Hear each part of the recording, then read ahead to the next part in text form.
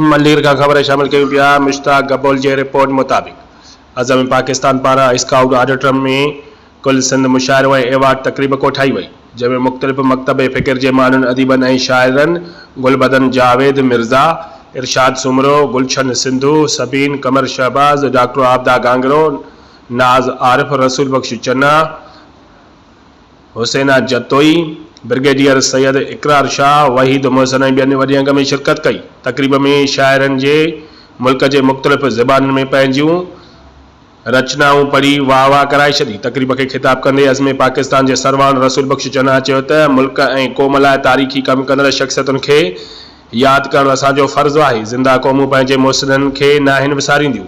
अॼु मुल्क जे लेजेंड किरदारनि खे एवार्ड ॾियण ते बेहद ख़ुशी महसूसु करे रहिया आहियूं। सक़ाफ़त खाते खे अहिड़ा ॾींहं मल्हाइण लाइ असांजी सरपरस्ती करणु घुरिजे।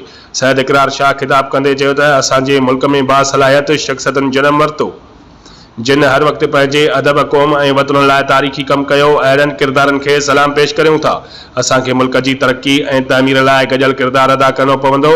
उमर शरीफ़ जे पुट जवाद ख़िताब में चयो त मूंखे फ़ख़ुरु आहे त आउं उमर शरीफ़ जो फर्ज़ंद आहियां। बाबा चयो हो त हक़ीक़ी इंसान उहो आहे जेको ॿियनि जे कमु अचे ऐं वालिद जे मिशन खे अॻिते वधाईंदुसि। तक़रीब में मज़ा जे बादशाह मरहूम उमर शरीफ़ जो एवार्ड संदसि पुटनि जवाद ऐं फवाद हासिलु कयो।